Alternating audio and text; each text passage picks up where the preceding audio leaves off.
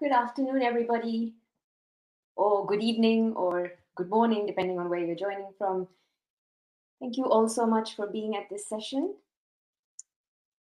My name is Riya Kartha, and I'm currently a doctoral student at the Faculty of Education at the University of Cambridge. And while I introduce myself, I'm also trying to pull up my slides. So I'm just going to do that in a second, and then we can go from there.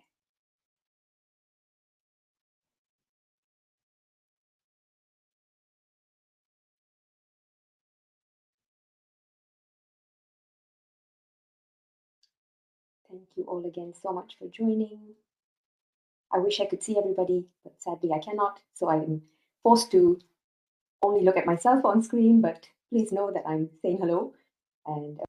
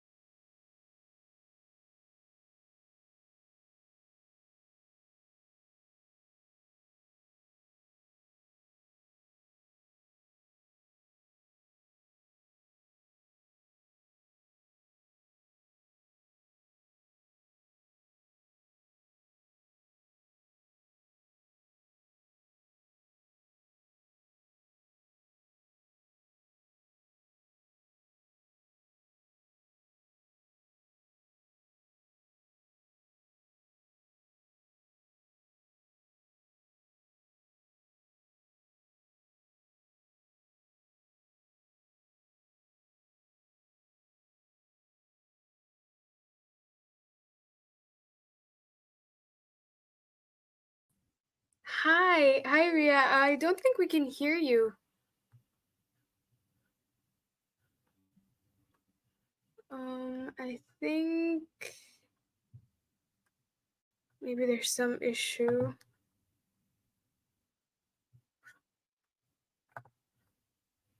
Do you want to maybe try to reconnect?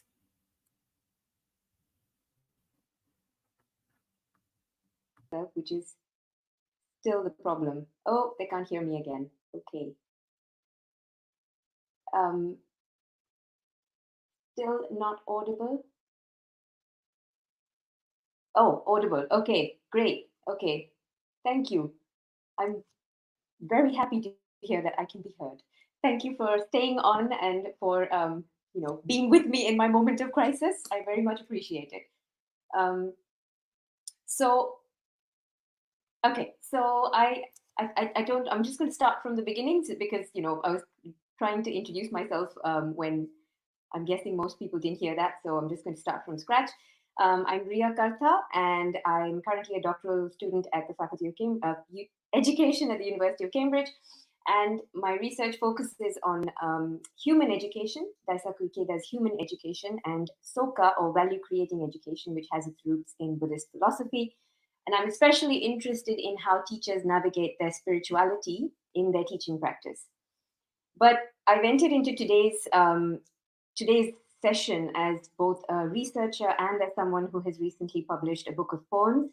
And although this was meant to be a book review, I'm going to lovingly bend the rules and kind of speak to how these two worlds, my academic interests and my love of poetry, meet and how they have interacted in a way that informs my research. So hopefully, it will be there will be something of relevance in here when I share my thoughts that you can take away. And I'd love to hear what that might be. So I was hoping this could be a more interactive session, but I've been informed that while maybe you can't speak, you can use the chat box to type. So I have one or two reflection questions along the way. So please do type in what your responses might be. And I hope that will, make for some rich engagement.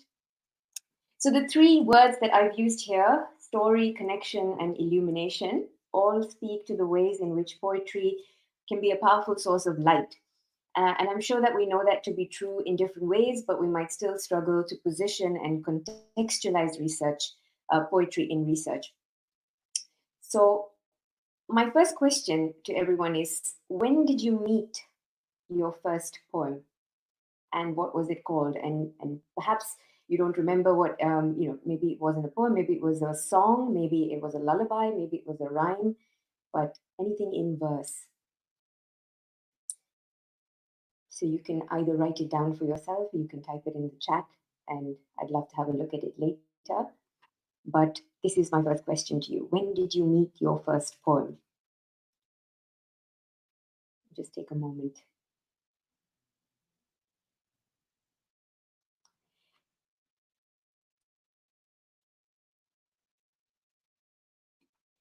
So the first poem that I remember really engaging with when I was when I was in primary school actually, and it was in Malayalam, which is a regional language spoken in the south of India in a state called Kerala, which is where my parents are from.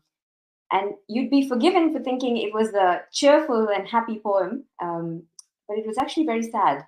It was about a mother pigeon who leaves her baby pigeon in the kitchen with beans and says, you have to cook these beans by the time I come back. And the baby pigeon, tries to cook the beans, and the beans shrink in size. So when the mother pigeon comes back, she thinks that the baby pigeon has eaten most of the beans or has given them away to her friends, and she ends up pecking at the baby pigeon and kills her. Now, I mean, I know you didn't expect that. Neither did I when I was in primary school. And even today, I was really left wondering why they taught us such a morbid poem. But what I took away from it, even so many years down the line, I think, is the sadness of the mother bird. And I remember thinking about my own very strong bond with my mother. And I remember thinking, mothers can feel sad too. And that's not what the teacher told us. That's not what the poem, the deconstruction of the poem in primary school had us try and understand. But it was how that poem spoke to me and brought my understanding of my world alive. So I just wanted to show you what it looks like in Malayalam, just to see, what the script looks like. And on that note, just to kind of, talk a little bit about poetry and the poetry book that actually um, kind of is the inspiration for this talk. Earthsongs was born from almost 20 years of writing poems, mostly in my personal journals and on social media, where family and friends were kind enough to engage with it. But during the pandemic, I finally reached out to a small historic independent publishing book house in India. And they're called Writers Workshop India. And they were one of the first Indian publishers to support Indian writers who wanted to write in English. And authors like Vikram Seth and Ruskin Bond were published by Writers Workshop India. But I say this not for their names to lend any credibility to me, but because the ethos of larger publishing houses is such that they don't really give new authors an opportunity. But this little independent family run publisher continues to do so, which I think needs to be celebrated and talked about. So um, they're really, really wonderful people as well. And when I held Earthsongs for the first time, I realized how much of my life was embedded in these poems, and how many of these poems represented stories and memory and experience from all of the things that I wanted to say and I wanted to express but couldn't often do in the frameworks that society had kind of put me in. So the book centers around four broad, very loosely based themes. A Summer Shines in You, which is about all the unseen light within us and us trying to make meaning of ourselves. A Story Lives in You, which is, as the name suggests, poetry that revolves around very specific experiences and stories. Section 3 is called The Stars Dance for You, and this is about our connection to one another and how I connect and relate to the world and the people around me, even strangers that I may not be able to really see or know.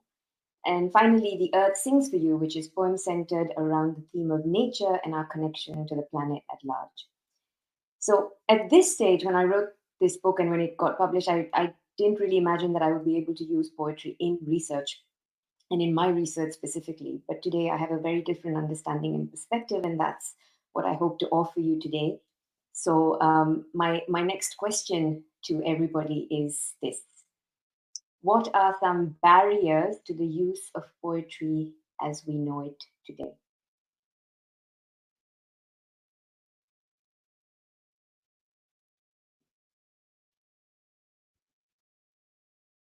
And again, you could type in the chat or you could just put it down for yourself and we can go over it when we have a bit more of time in the Q&A. But I would really be interested to know what you think are barriers to the use of poetry as we know it. And when I began my PhD, I didn't think that it was possible to use poetry in my research. And some of that was because of the kind of narratives of research that have come before. So one of these is the idea that you cannot write with the I in focus, so not writing in first person, already really removing quite violently the connection between us and our stories and our own lives. And that you must always maintain a sense of distance and objectivity in your research. Another is the belief that arts-based research, indeed even the use of poetry, cannot be considered rigorous, that it questions ideas of validity and reliability, what I call the old divides. And I think, from the literature, of course, there are people who have written about why poetry is not taught enough or maybe not used enough. And as Roach says here in this particular slide, poetry tends not to be taught well and suffers from an emphasis on overly detailed analysis that gives way to obtuse and complex interpretation, alienating those trying to decipher what a poem means. And poetry has always been in conflict with dominant modes and is often in conflict with what we think of as information. And I particularly like that particular kind of barrier, because that is what I would like to kind of use as a point to move on to my next slide. But before we move on, I just want to have a quick look at the chat, and thank you all for sharing. Yeah, so lack of exposure, um, thinking that all poets are professional. That's such a wonderful one. Thank you, Maria. Access to literature can be very eliticized. Yes, it is really thought of as an elite kind of, sphere in academia. And many people believe poetry has to rhyme or follow strict form, which can make it restrictive or intimidating. Absolutely. So thank you for sharing. And and that's why I think for all of those reasons, we have a challenge in thinking about poetry as we think about it. How can it be, information? But actually, I think the real question is not about information, but I really think that it's about what if we took poetry and thought of it as illumination, right? And I'd like to start here by first pointing out that this term, illumination, came from Black intersectional queer feminist poet Audre Lorde. And there's a beautiful, beautiful quote that summarizes what she means by it much more effectively than I could summarize it. So I'm going to read it here. She says, "The quality of light by which we scrutinize our lives has direct bearing upon the product which we live and upon the changes which we hope to bring about through those lives. It is within this light that we form those ideas by which we pursue our magic and make it realized. This is poetry as illumination. For it is through poetry that we give name to those ideas which are until the poem nameless and formless, about to be birthed but already felt. That distillation of experience from which true poetry springs births thought, as dream births concept, as feeling births idea, as knowledge births and precedes understanding." So, so beautiful and so eloquently put. So I really think that this idea of poetry as illumination, we there are things that we feel, that we see, that we hear, and we know exist in our lives, but often they remain in shadow because they find no form or expression in the regular narratives or frameworks that we have been given, in frameworks of language, frameworks of reference, frameworks within academic and even, I would say, non-academic kind of spheres of life. And they don't always conform to theory or reason or this modern rationalist approach that we are always bound within, because academia, especially academia, doesn't yet grant us the leave to use aesthetics in research. And though the work has begun, and of course there are many people doing this, many people doing the work, there's still a very grudging acceptance of poetry and the arts in some spaces. So again, my next question on this note would be, what parts of our lives need illumination? What do you think are the parts of our lives that need illumination? Give it a moment for anybody who might want to respond.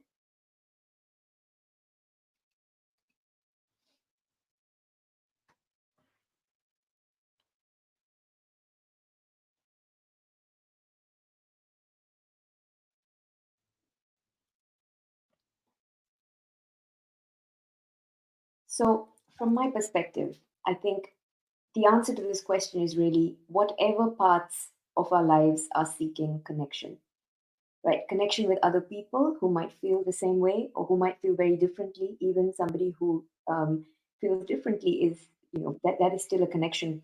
And also people who might want to express something but may not know how to express it, or may not have the voice to do so, or a voice that carries. Um, and so the illumination of something within, I think, leads to a connection of something to something without. And I think that's a very powerful kind of relation, relationality.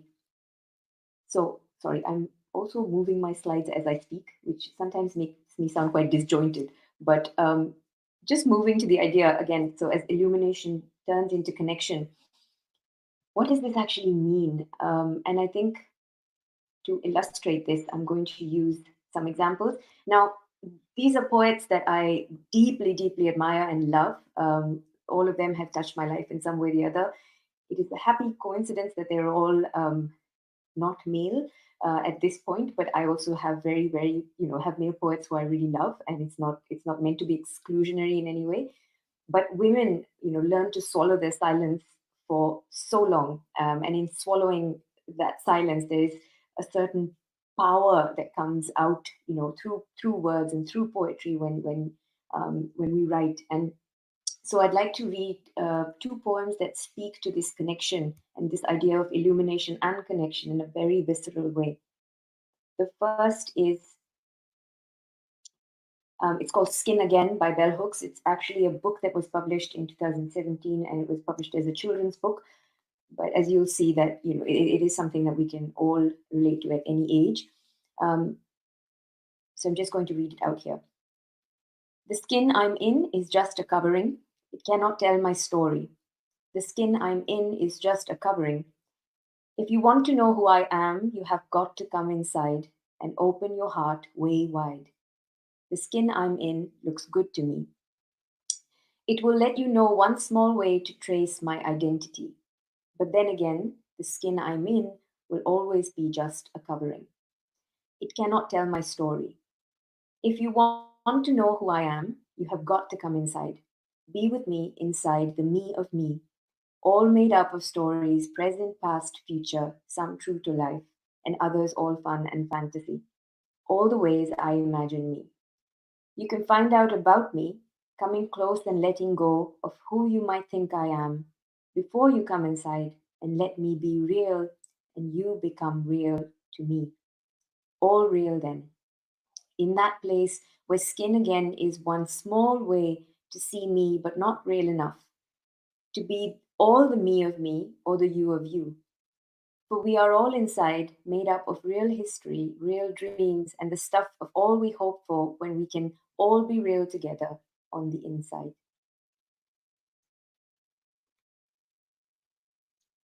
And we'll just look at a second poem. This is not a complete rendition of the poem, it's actually only part of it.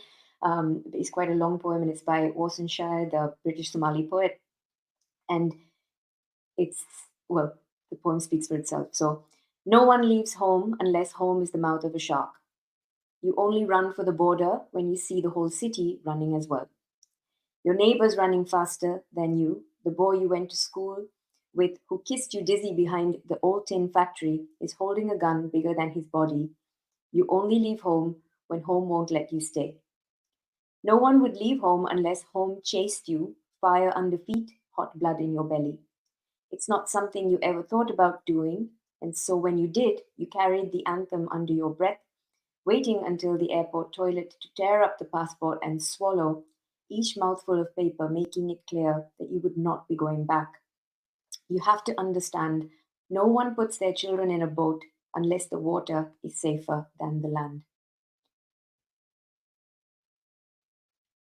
So, because these poems speak of lived experience and vulnerability in a way that prose and academic literature cannot do, I think they present the raw power of the human experience in a way that's very visceral and very necessary. And of course, I understand that these are, we might think of them as accomplished poets. We might think of them as people who, are professional poets. But but actually the means to kind of find those words lives within all of us, and it has not been nurtured, I would argue, because it has not been given the space it deserves.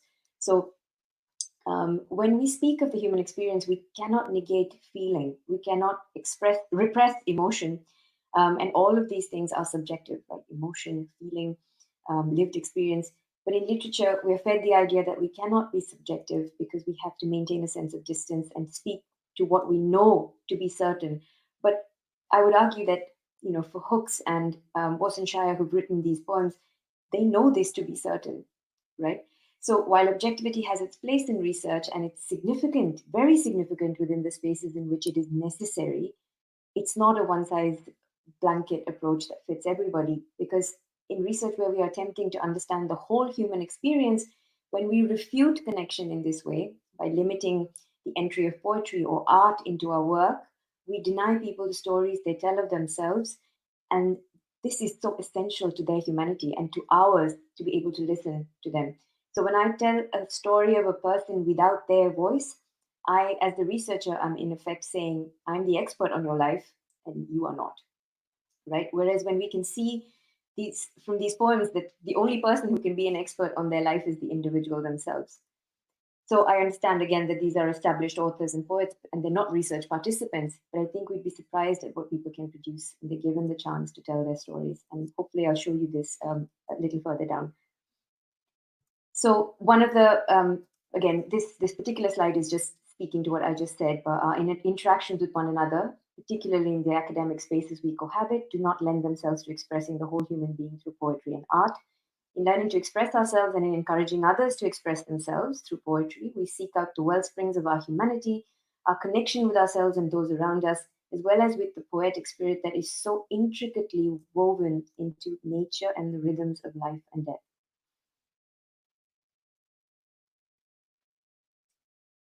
So I want us to just maybe take a second to think about the moment of resonance. And I'm smiling while I say this because I was listening to Maria's talk earlier and she speaks of resonance in the global leadership concept. And I almost stood up and clapped because I said, yes, Maria, I completely feel what you're saying because that is exactly how I feel about poetry. Because I think when we think about the moment that we connect to another person's story and we realize that we are in effect connecting to our deepest humanity and their deepest humanity, um, this is what connection is, and that is really something that's so universal, and that kind of becomes a bridge. It becomes we break barriers and we break all of these artificial frontiers that we think we should adhere to in everyday life. So when we talk about when Bose and Shai writes about this boat, and nobody really wants to put their child on a boat. Um, I've never been a refugee, and I live a very privileged life, but but I can understand, or I think I can understand what that pain must be like, and on some level I can't, right? On some level, this is just an imagination. I think I can understand, but we can try to understand somebody's experience based on what they have said in a poem. And that is, in the kind of world that we live in, that's a big enough thing to be able to take that step to say, okay, I don't live your life, but let me find some resonance with, let us find some resonance as two people who live very, very different lives and see what it is that we can do for each other. So from that, I think really through these stories that are told through poems, right? This is the means to connection. So that is where I'm going to now just segue into poetry as a story and as a story, because it can be a story for a very, very large variety of things. And in my research, poetry is going to be a very strong presence. It's still a work in progress, so I cannot say it already is, but it is definitely part of a lot of what I'm doing. I have to say this because my supervisor is a peace educator and a poet in her own right, and has shown through example how research can be subjective as well as rigorous and can still create significant impact. So these are just some of the ways in which I'm trying to use poetry in my research. There's the voice-based relational method, which is based on the listening guide by Carol Gilligan, and it rejects the positivist and patriarchal assumptions and like that kind of we are used to hearing about, and identifies the participant's sense of agency and self. So it's not a literary poem; it's grounded in data, but it is in the form of poetry. Participant poems in my research, I have a few participants, and I am asking each of them to fill in reflective journals in which they write their own poems as well. There's a section for them to write a poem, and this really expands the perspective on human experience, as McAllister and Vincent are saying here, inviting alternative ways of knowing, listening to perspectives and voices that ordinarily remain unheard. And my participants are Indian teachers working in very, structurally and violent, structurally and culturally violent institutions. Sometimes, not all the time, but a lot of the time. And like many of us are also maybe also find ourselves in. And um, I think this is a very powerful way of for them to kind of explain what they, um, you know, how they make sense of their world, and um, how they experience life, and what, and in their living and their telling. Um, I'm trying to understand their lives from their with their voice. So that's the second way. And then autoethnographic poems. So this is where Earthsongs comes into play, because a lot of the poetry that I've written, I'm going to also write within my research, and I'm going to add sections which are like my whole narrative is autoethnographic, and I'm going to use my poetry in my research. So this is it really is a means of resistance for me, as the slide suggests here. Because it offers me the freedom to explore my findings, and also really, even with participants, when they're using their poems to amplify their voices and to offer the reader other ways of seeing. And then finally, I'm also using poetry as offering. So when I speak to each of my participants, I'm thinking of a certain um, kind of like a symbol in nature that they remind me of. And I've written poems for a few of them now, and I will be writing for all of them. And it's really to give back to my participant a sense of who I feel like they are, from what they've shared with me. And it's really acknowledging with humility that they have opened their lives to me, and I'm so grateful for that. So poem as offering is in that sense. So this is just these are just some examples of what I just mentioned. So this is one of my participants. It's a pseudonym for her, and this is an I poem from what is based on Carol Gilligan's work. And essentially, you take the I everywhere in the transcript, and you create a poem, a form of poetry. Um, and these are all the participants' words. So it may not be literary in terms of how it looks. It's supposed to look as a poem, but that was never the point. So she's talking about her spirituality here, and she says, I've always taken the path of truth. I believe I will not be able to sleep. I will not be able to face myself. I think I don't want to go that way. I fear I'll be a loser. I have to take this path.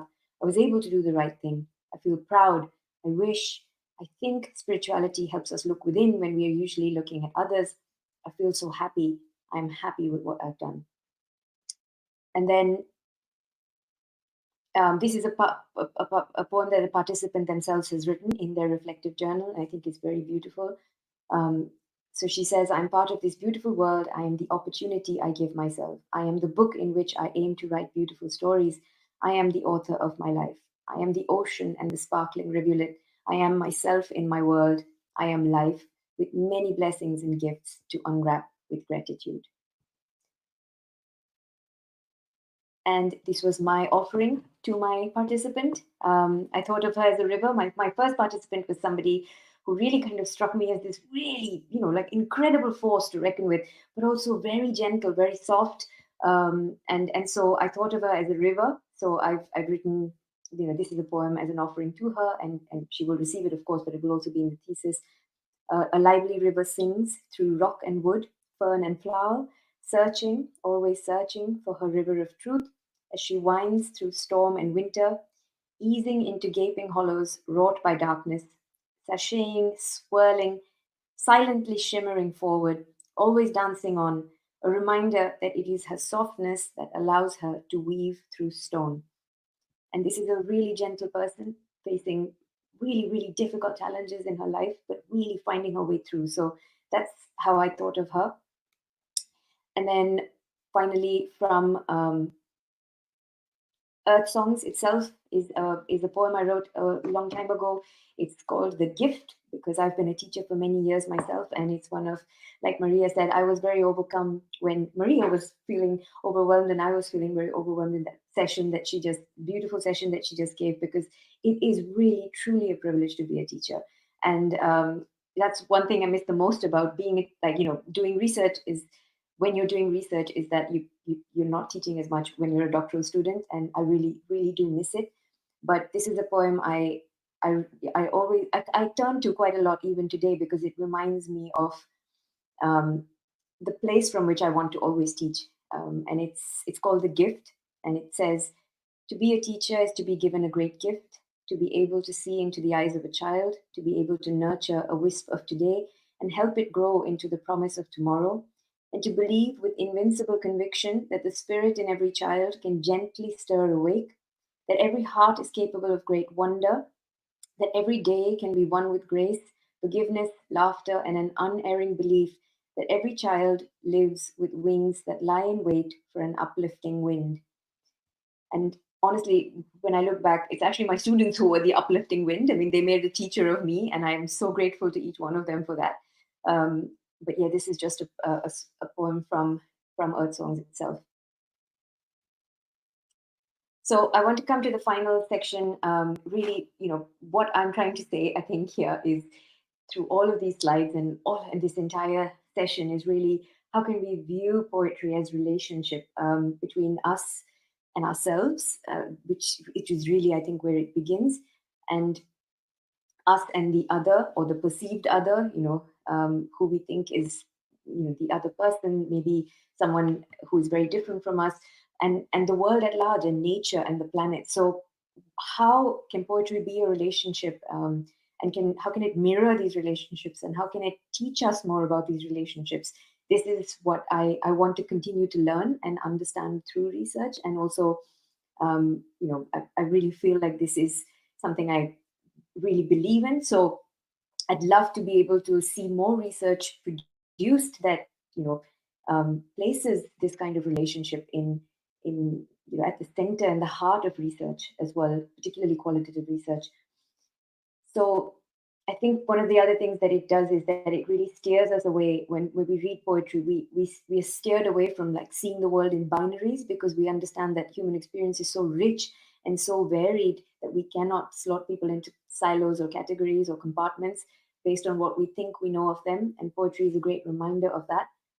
So um, just to end with this one slide by Daisaku Ikeda, who was a philosopher and a poet in his own right. And tomorrow actually marks the first death and anniversary um, uh, of his passing. And he said, the poetic mind and the poetic spirit um, is that which fuses the pulse of the human heart with the rhythm of nature and the universe, the source of human imagination and creativity. And it's true that I really feel like when we tap into this space within us, we produce beautiful things for beautiful people to and we produce it from a place of wonder and a place of humility and respect.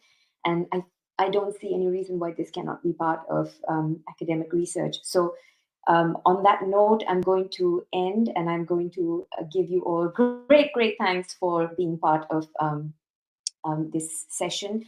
But also, if you'd like to talk about anything and discuss anything that I may have said, that whether you agree with it or whether you disagree with it, I would really love to hear from you. And yes, so thank you very much. And I'm just going to quickly go into the chat and see what people have said. And then also maybe we can take some questions.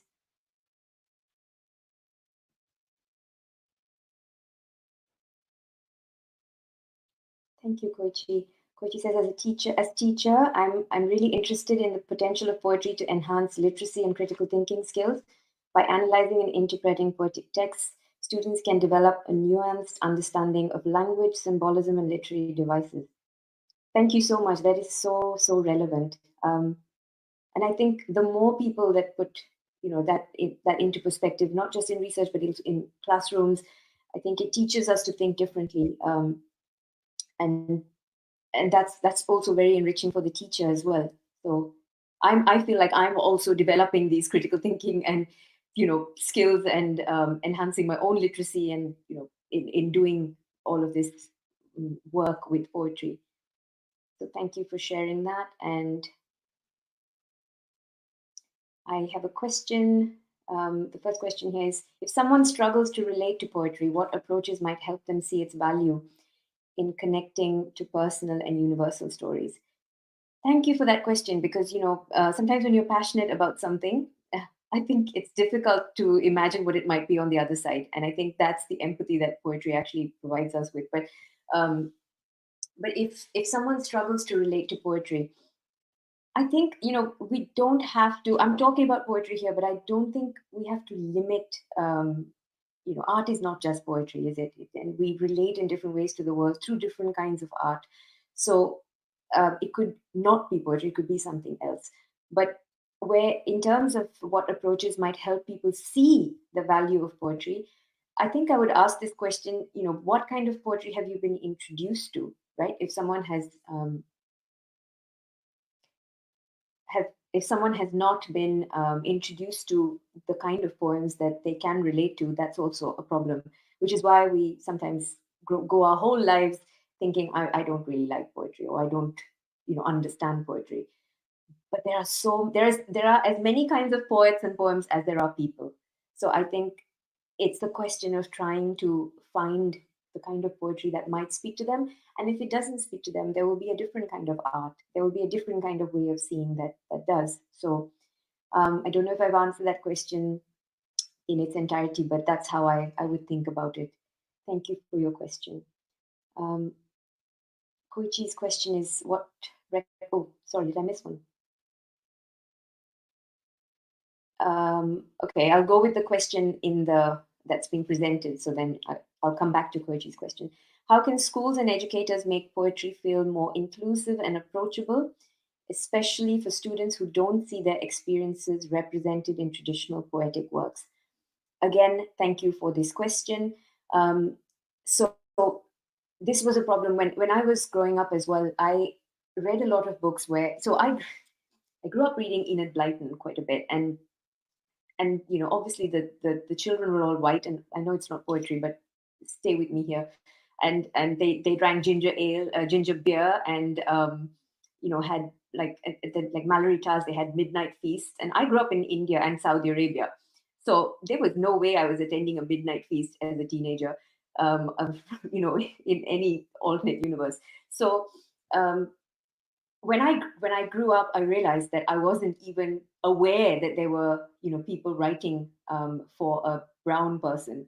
There were not people writing about experiences like mine. People writing about women who have completely different facial features than the ones that I was used to seeing. So um, I think it's a. I'm trying to find the question again. Sorry, could you put up the question again? Because I can't see it in the chat. Thank you. Thank you. So, yeah, so in terms of making it approachable and inclusive, one is that today there's a lot more poetry and, well, even children's books available for children who are from indigenous backgrounds, from, ethnic um, ethnic minority backgrounds, from people who just look and think um, and see the world differently. So I would suggest looking through those avenues as something to, like, really kind of trawling through the world of books in not just in Anglophone literature, but even outside of Anglophone literature, to see what is being talked about, what is being represented, who is being represented. And I think the other thing is to encourage students to be able to, you know, create their own poetry. Maybe they haven't seen it represented, but there is nothing to stop them from writing their own experiences. And again, that poetry doesn't have to look like anyone else's, right? So I think it's a balance of, like, looking for those. So even when we're teachers, when we're sharing, Are we sharing just Anglophone literature? I mean, I know that maybe you'd have to find a translation, and there are challenges to that, but it is possible. And are we only sharing from a very, very limited background of like what we know and what we like, or are we able to kind of look beyond our own prejudices where poetry and art is concerned, and look for those, completely radically different ways of seeing that we can bring into the classroom. Um, Again, I hope that makes sense. But otherwise, please write to me and we can talk more. What recommendations would you give to a person who is starting with poetry and trying to embrace it for the first time? Ooh, how exciting! I'm so excited for whoever this person is. Um, I think I I think just read widely. That's what I would do. Like really see where I mean, the internet is a great gift in many ways and a great curse also, but in this case I think really trying to see what speaks to your experience as a human being. Where do you find that moment of resonance? How what kind of poetry does it like resonates with you in a really really fundamental way? And that could just be, it's so exciting because you can read widely across times, like temporally as well. There's so much poetry, whether it's the classics and the contemporary poetry that's out now, or um, I think even in terms of, again, like different people who are writing at different times historically, so many different kinds of poets. So I would just read really widely and really find what resonates on the inside. Thank you for the question.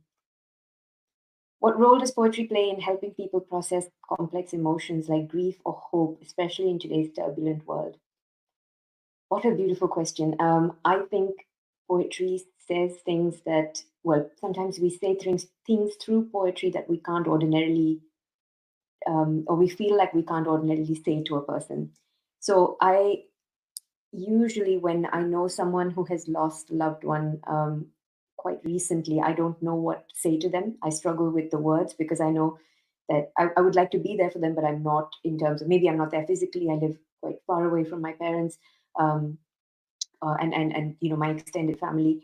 But every time I have sent someone a poem about grief or hope, I know they have felt it, and they have made it known that they have felt um, this again, this resonance. So I think it poetry is like, we underestimate the value of this tiny verse, to be able to um, really find that connection in people. And it does find its way because words are so powerful, and how those words are framed, we see it every day. How we frame words is everything, right?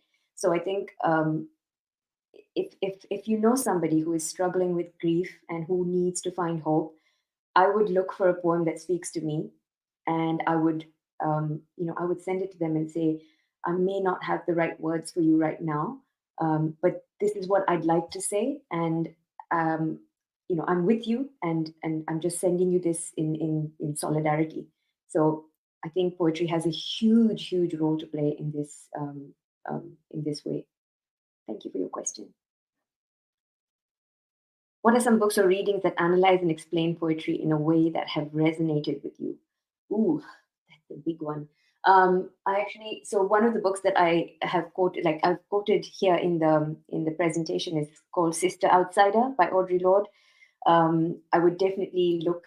So it's not just the books or readings, because sometimes you might find a book that is not talking about poetry specifically, but the author is, you know, um, has poetry inside of them, and recognizes this, the beauty of poetry. So I would say, I mean, there are just so many. If you could write to me, I could send you things that might be easier than naming them explicitly here, because I really, truly, my brain is an ocean at this point, and it would be very difficult to pinpoint. But uh, one of the other things that comes to mind is, even in academically, if you look at poetry in research, there are journal articles being written about the merits, and of course definitely the demerits that some people might find as well, about poetry. So readings in that sense, academic readings, I'm sure you can find, but I would be happy to help you find other avenues if you would just write to me. Thank you. Could the interpreted nature of poetry pose risks in certain contexts where hidden meanings might be misunderstood or misused? How should educators address this ambiguity to ensure poetry is engaging without causing confusion or misinterpretation? I think, yeah, I think that's a very relevant question. I think the interpretive nature of any art pose risks. I mean, conversation poses risk. Being in a classroom every day poses risk, right? So um, I think the question is, are we? It's kind of like how we have AI literacy. I would see it as like poetry, like poetic literacy in a way. Like how can we engage with this and in understanding that this is somebody's lived experience. I may agree, not agree. I may find something to be offended by. I may think this is really not something I can engage with. Um, but to be able to understand that it is somebody's experience is, I think, um, maybe to some extent the responsibility of a researcher in that I mean, or an educator in that position, to be able to create that kind of empathetic understanding and a sense of humility in how you view another person's experience. So the ambiguity itself, I don't know if we can address, because it was written by somebody else. I would hesitate to address something that I didn't understand, because I don't fully understand maybe what they had in mind when they wrote it. I can connect to it and find resonance, but that resonance is actually something that I am meeting the poem with, from the inside here. So mm yeah, I know that there is a risk. I recognize and acknowledge that, and I think it's a very, very important question. But personally, yeah, I think the way I would look at it is, how can I create this kind of space in the classroom that allows this kind of engagement. I hope that answers your question, but happy to discuss again. Thank you. How does the act of writing or reading poetry change the way we understand our vulnerabilities and experience? Thank you. That's a lovely question. Personally, all of the poems in the book, right? All of the poems were written when I was, I think, maybe sometimes at rock bottom in my life. And when I look back at them, and even when I wrote them, it's a process, right? So when I wrote them, and before I wrote them, let's start with that. Before I wrote them, they were churning around inside me. There was so many, like there's angst, there's despair, there's pain, there's suffering. And then you put it on paper, and then you see, oh, this is the vulnerable, flawed, frail, and also beautiful, strong, resilient human being that I am. And now I'm going to make sense of this. So, and then in the past, when I look back now at these poems, now they're past for me, but I remember every single thing, every single moment that led me to write that poem, and I feel it's really changed the way I see the world. It's changed the way I see myself. And when I look back at the poetry that I've written, um, or even read, the way that I like resonate with some poems that are written, it's it's an incredible window into the human spirit. So it's really how we use it.